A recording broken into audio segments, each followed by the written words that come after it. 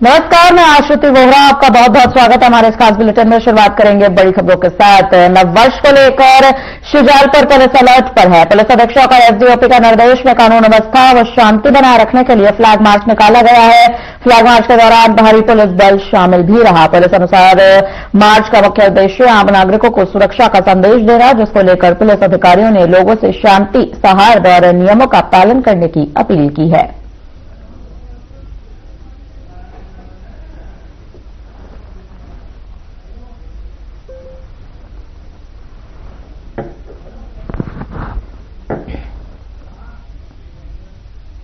ज्योतिर्लिंग ओंकारेश्वर में लगातार बढ़ रही श्रद्धालुओं की भीड़ के चलते अव्यवस्थाओं के हालात बनते दिख रहे हैं। आपको बता दें कि अचानक स्लॉट बुकिंग बढ़ाने से बड़ा चौक काउंटर पर भगदड़ जैसे हालात बन गए, जिसके बाद बड़ा हादसा होने से टल गया। ओंकारेश्वर प्रबंध ट्रस्टी राव पुष्पेंद्र सिंह का कहना है कि भीड़ को देखते हुए बाबा के दरबार में 5 जनवरी तक वीआईपी दर्शन बंद किए जाने चाहिए और सभी को सामान्य दर्शन की व्यवस्था होनी चाहिए। लेकिन इतना मैं अवश्य कह सकता हूं कि जब भी समाज जागता है तो उसका असर हर क्षेत्र पर पड़ता है। कोई क्षेत्र समाज जीवन का अछूता नहीं रह जाता है। चेतना कभी एक दिशा में नहीं बहती, वो पूरे समाज को अपने साथ बहा ले जाती है। वही चेतना हमें आज भी समस्त भारत में इस समय दिखाई दे रही है। आज डबल इंजन सरकार के सशक्त नेतृत्व में अयोध्या अभूतपूर्व परिवर्तन का यह साक्षी बन रही है। हमारे काफी भगदड़ 1 घंटे पहले अभी मची थी, क्या कारण रहा उसका? उसमें एक अधिकारी ने स्लॉट बुक करा के उसको स्लॉट को बढ़ा दिया और बढ़ाने के बाद ये भगदड़ और काउंटर को तोड़ा फोड़ी हुई और कुछ भी हादसा हो जाता था तो इसका जवाबदारी वो मंदिर ट्रस्ट पे पहुंचे। तो हम तो चाहते हैं कि ये, फिर हमने भी एडीएम साहब से मैंने पूछा, उनके सर आपने स्लॉट बुक किया? बोले नहीं मैंने कुछ नहीं किया। तो मैंने कहा सर ये कैसा हो गया? बोले ये एक अधिकारी कासू जी के कारण हुआ है ये। नागदा में युवक ने फांसी लगाने की कोशिश की है। युवक के पिता की सूचना पर थाना प्रभारी अमृतलाल गवरी मौके पर पहुंचे। दरवाजा तोड़कर युवक को फंदे से उतारा, तुरंत सीपीआर दिया। समय पर सीपीआर मिलने से युवक की सांसें लौट आई और उसकी जान बच गई। इस मानवीय कार्य के लिए पुलिस महानिदेशक कैलाश मकवाना ने टीआई अमृतलाल गवरी को 10,000 रुपए का नकद इनाम दिया है। साथ ही सामाजिक संस्थाओं ने भी उनका सम्मान किया है।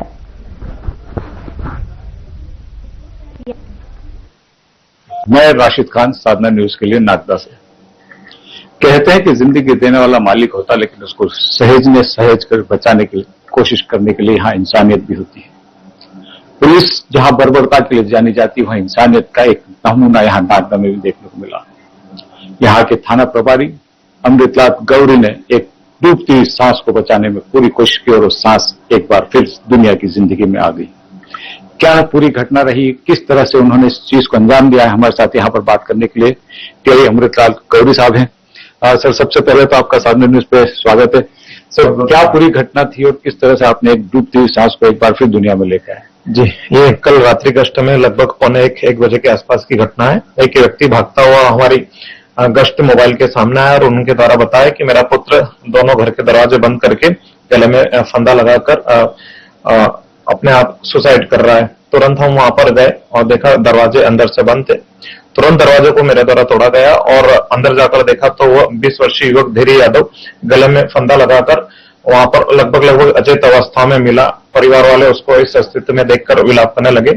क्योंकि हमें पुलिस ट्रेनिंग में सिखाया जाता है कि व्यक्ति के पास कुछ गोल्डन आवर्स रहते हैं, यदि उन्हें तुरंत सीपीआर दिया जाए तो शायद व्यक्ति की जान बच सकती है। मेरे द्वारा तुरंत ट्रेनिंग में सिखाई हुई सीपीआर पद्धति से उसको लिटाकर तुरंत उसको सीपीआर दिया। थोड़ी देर में उसकी जो शरीर में थोड़ा सा हलचल होने लगी तो हमें थोड़ा कंफर्ट लगा कि शायद वापस ये व्यक्ति जीवित हो सकता है। तुरंत और भी सीपीआर उसको दिया गया।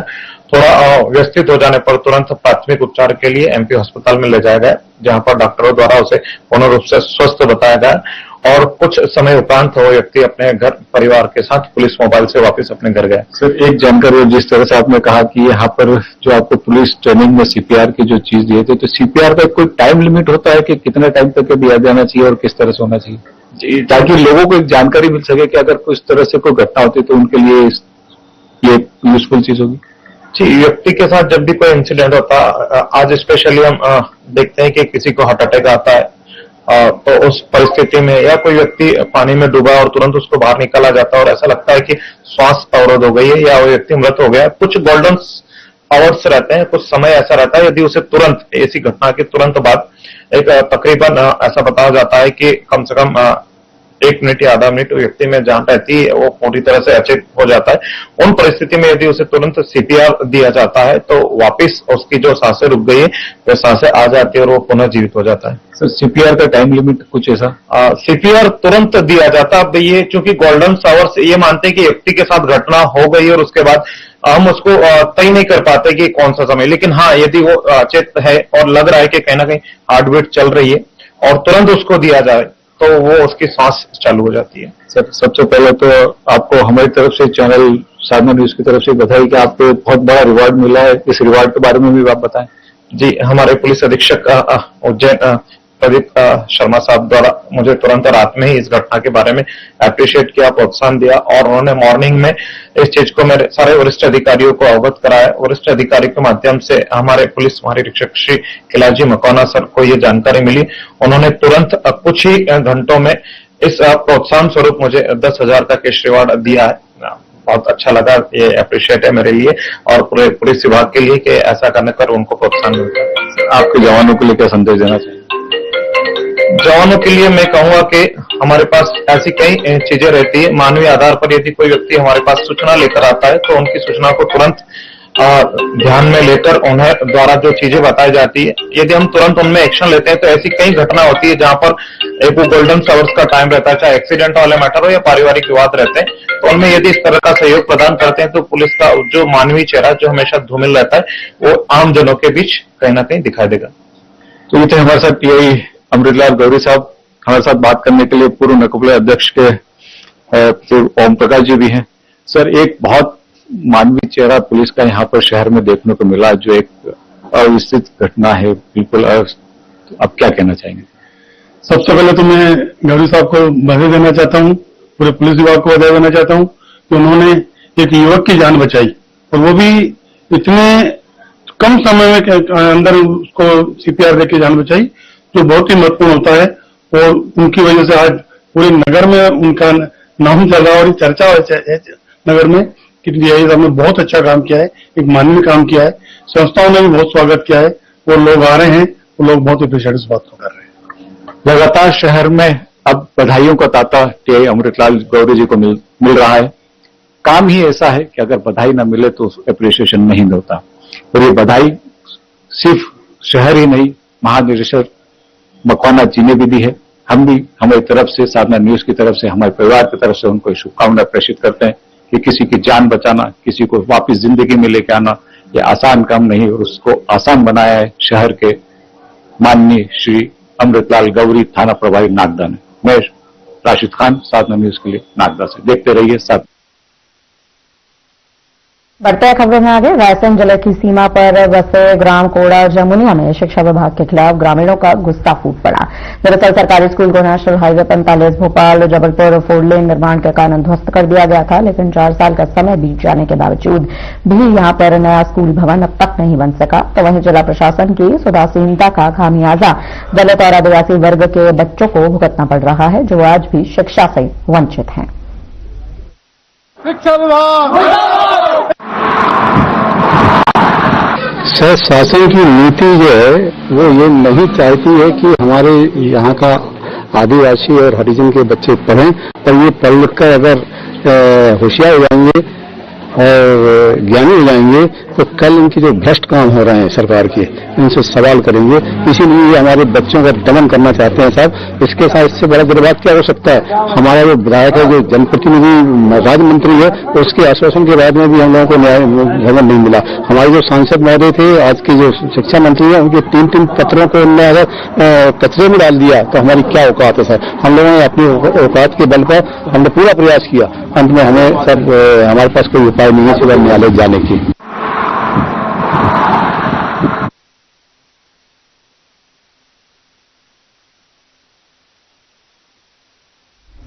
बुरहानपुर जिले के सबसे बड़े लोखंडिया मोती माता मेले का आयोजन किया गया। 1 से 6 जनवरी तक भव्य रूप से यह आयोजन किया जा रहा है। बताते चले, इस मेले में हर वर्ष 5 से 10 लाख श्रद्धालु माता के दर्शन करने आते हैं, जिसके तहत जिला प्रशासन ने मेला समिति को पानी, बिजली, सड़क, साफ सफाई, स्वास्थ्य और यातायात व्यवस्था को लेकर सख्त निर्देश दिए हैं। साथ ही इस मौके पर श्रद्धालुओं की सुविधा के लिए वन वे यातायात व्यवस्था भी लागू की गई है। तो वही सुरक्षा के मद्देनजर पुलिस बल और सीसीटीवी कैमरों से निगरानी रखी जाएगी। किसी भी अवस्था पर तत्काल कानूनी कार्रवाई की जाएगी। तो वहीं इस अवसर पर अपर कलेक्टर सर्जन वर्मा, एसडीओपी निर्भय सिंह, थाना प्रभारी अभिषेक यादव सहित कई अधिकारी और जनप्रतिनिधि मौजूद रहे।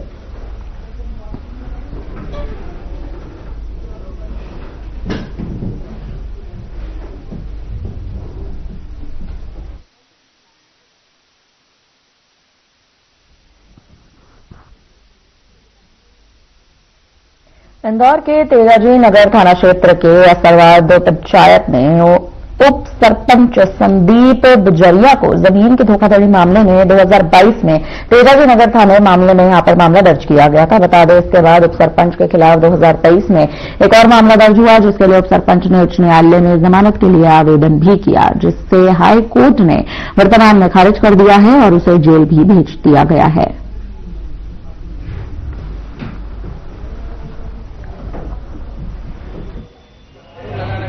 वर्ष 2022 में अपराध क्रमांक 304 है, जिसमें कि जमीन की धोखाधड़ी से संबंधित अपराध पंजीबद्ध था, जिसमें 420, 67, 71 दर्ज थी।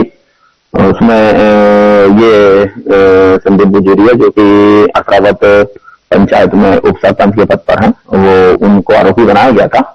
और उसी में इनकी जमानत जो थी ये उच्च न्यायालय इंदौर से हुई थी, जिसमें कि बाद में एक अपराध और उप सरपंच के बारे में पंजीबद्ध हुआ था 2023 में। सरकारी, चूंकि मेरे से पूर्व का ये मामला है तो इतनी जानकारी नहीं है, लेकिन कोई भूमि के संबंध में ही उसमें अपराध पंजीबद्ध किया गया था।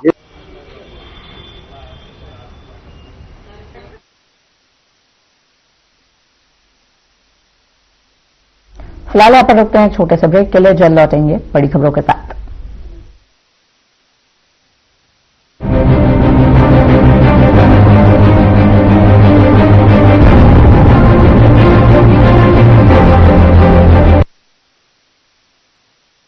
कुछ लोग खाते पीते तो बहुत बढ़िया हैं, पर फिर भी उनकी सेहत नहीं बनती। पिचके हुए गाल हैं, हड्डियां निकली हुई हैं, पैंटें ढीली हैं, कपड़े जचते नहीं, कोई पर्सनैलिटी नहीं। ऐसे लगता है इधर से खाए जा रहे हैं, उधर से निकले जा रहा है, क्योंकि उनका पाचन तंत्र खराब है। और जब तक के पाचन तंत्र दुरुस्त नहीं होगा, वो जितना मर्जी अच्छे से अच्छा खा ले, उनकी सेहत नहीं बन सकती।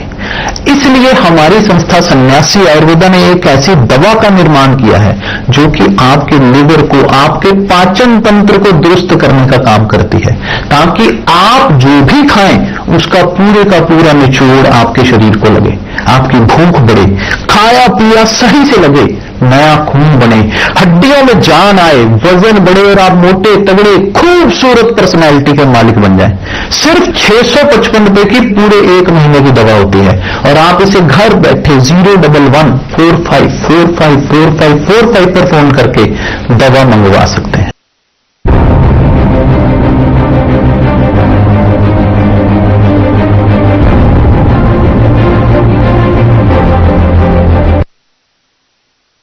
ब्रेक के बाद एक बार फिर आपका स्वागत है। बढ़ते हैं खबरों में आगे। राजवाड़ा पर सामूहिक हनुमान चालीसा पाठ का भव्य आयोजन किया गया। इस आयोजन में नगर और आसपास के सैकड़ों भक्तों ने सामूहिक हनुमान चालीसा का पाठ किया। 1000 8 पाठ के तय लक्ष्य के विरुद्ध लगभग 10,000 से भी ज्यादा बार हनुमान चालीसा पढ़ी गई।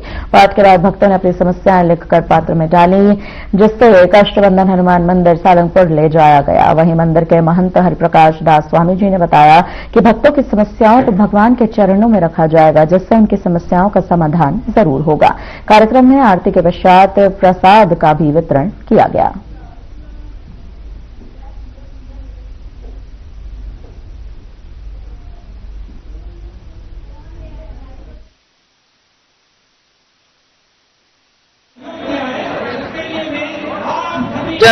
के प्रथम मंगलवार से नगर में 3-4 हनुमान भक्तों ने मिलकर ये संकल्प लिया था कि हम प्रत्येक मंगलवार को हनुमान जी के प्रत्येक अलग अलग मंदिर पर जाकर सामूहिक हनुमान चालीसा का पाठ करेंगे।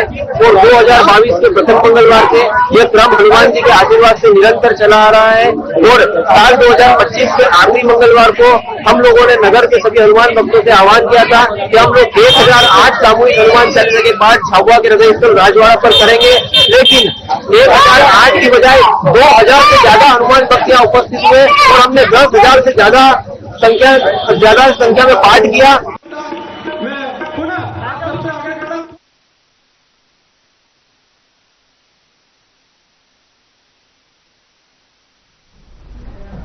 खबर शाजापुर से सामने आ रही है, जहां बिजली ट्रांसफार्मर में अचानक भीषण आग लग गई। आग लगते ही मौके पर अफरा तफरी का माहौल बन गया। स्थानीय लोगों का संगीन आरोप है कि ट्रांसफार्मर में पहले से तेल का रिसाव हो रहा था। बार बार फॉल्ट होने की सूचना पहले ही बिजली विभाग को दे दी गई थी, परंतु संबंधित अधिकारियों ने कोई भी कार्रवाई नहीं की। लोगों का कहना है कि अगर विभाग ने समय पर कदम उठाया होता तो यह हादसा टाला जा सकता था। हालांकि आग की वजह से बस्ती इलाके में बिजली आपूर्ति पूरी तरह से ठप हो चुकी है। लोग अंधेरे में रहने पर मजबूर हैं।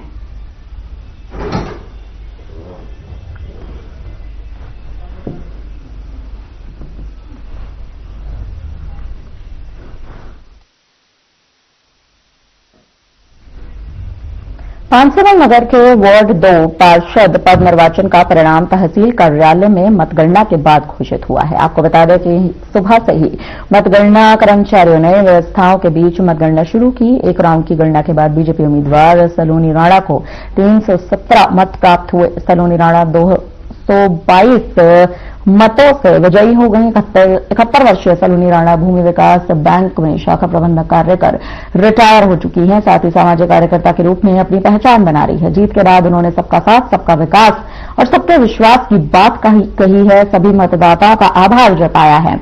उनकी जीत से सभी कार्यकर्ताओं में खुशी की लहर दौड़ पड़ी है। तो वहीं बीजेपी के वरिष्ठ नेता और कार्यकर्ताओं ने उन्हें जीत की बधाई दी है।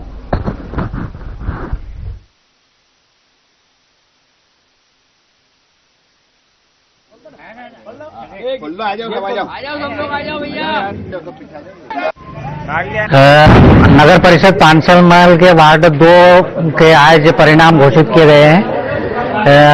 उसमें मेहरून बी को 95 मत प्राप्त हुए हैं और सुश्री सलोनी राणा को 317 मत और इसमें से कोई नहीं, नोटा को 10 मत मिले। इस तरह से कुल 422 मत गिरे थे और जिसका परिणाम की घोषणा कर दी गई है और सभी मतदाताओं ने अच्छे से सहयोग दिया और निर्विघ्न इलेक्शन संपन्न हुए।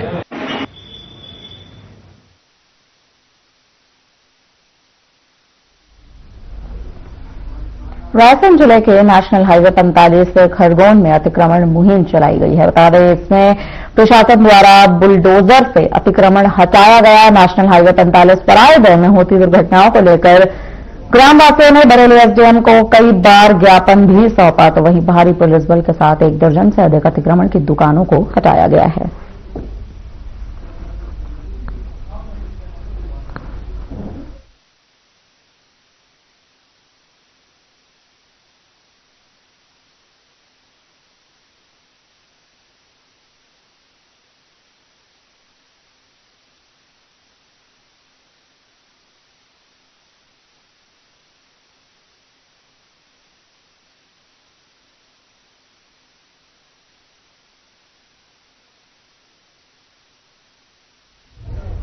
भोपाल में मंगलवार सुबह 10 बजे महापौर मालती राय ने स्मार्ट सिटी कंट्रोल रूम में महापौर हेल्पलाइन का जायजा लिया। जी हां, उन्होंने हेल्पलाइन पर आने वाली शिकायतों को देखा, लोगों से फीडबैक भी लिया।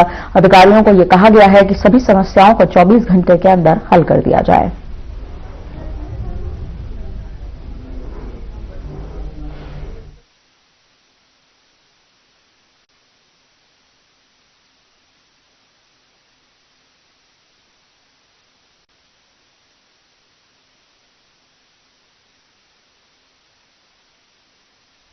रायसेन में किसानों ने सागर भोपाल तिराहे पर धान के सही दाम न मिलने के विरोध में लगभग 2 घंटे तक चक्का जाम किया। किसानों का कहना था कि बड़ी कंपनियां और स्थानीय व्यापारी मिलकर धान के दाम अचानक घटा देते हैं, जिससे उन्हें परेशानी का सामना करना पड़ता है। किसानों ने बताया कि कल धान का दाम 4,000 रुपए प्रति क्विंटल था, लेकिन इसे अचानक 3,000 रुपए कर दिया गया। किसानों ने चेतावनी दी कि अगर उन्हें सही दाम नहीं मिला तो वे चक्का जाम फिर से शुरू कर देंगे। बहरहाल चले मौके पर पहुंचे अपर कलेक्टर मनोज उपाध्याय ने किसानों से बातचीत की, मामले को शांत कराया। कहा गया कि बातचीत से समस्या का समाधान निकल गया और कुछ किसानों की परेशानियां भी दूर कर दी गई हैं।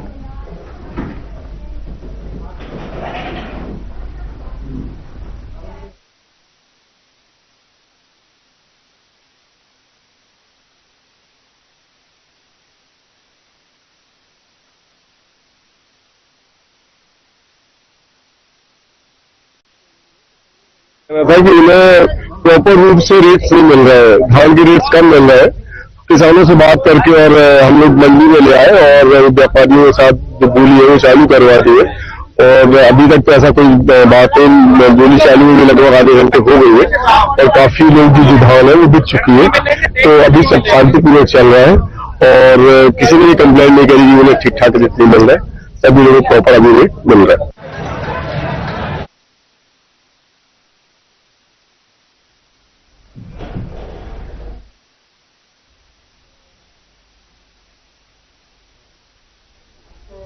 फिलहाल के लिए हमारी तरफ से इस बुलेटिन में इतना ही। मुझे दीजिए इजाजत। नमस्कार।